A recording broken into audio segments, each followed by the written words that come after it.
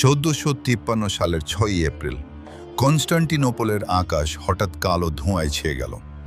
Roman সম্রাট 11তম Constantine যখন দুর্গের ওপর দাঁড়িয়ে দিগন্তের দিকে তাকালেন, তার রক্ত হিম হয়ে গেল।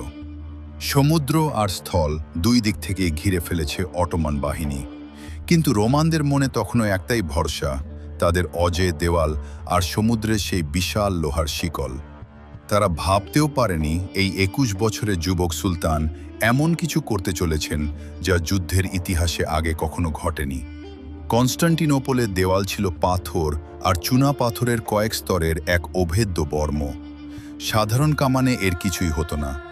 সুলতান তখন ডাকলেন এক রহস্যময় হাঙ্গেরীয় প্রকৌশলীকে, যার নাম ছিল আরবান। সুলতান তাকে জিজ্ঞেস করলেন, তুমি কি এমন কোনো কামান বানাতে পারবে যা দিয়ে এই দেওয়াল গুড়িয়ে দেওয়া সম্ভব? আরবান উত্তর দিলেন, আমি এমন এক দানব তৈরি করব যার আওয়াজে মানুষের গর্ভপাত হয়ে যাবে। তৈরি হলো ইতিহাসের সবচেয়ে বড় কামান, শাহী কামান। এটি লম্বায় ছিল 27 ফুট এবং এর ওজন ছিল প্রায় 18 টন। এর এক একটি গোলা ছিল 600 কিলোগ্রামের বেশি। এই কামানটি রাজধানী থেকে যুদ্ধক্ষেত্রে আনতে 60টি গরু আর 200 জন শ্রমিকের প্রয়োজন হয়েছিল। যখন এই কামান প্রথম গর্জন করে উঠল, থিওডোসিয়ান দেওয়াল থরথর করে কাঁপতে শুরু করল।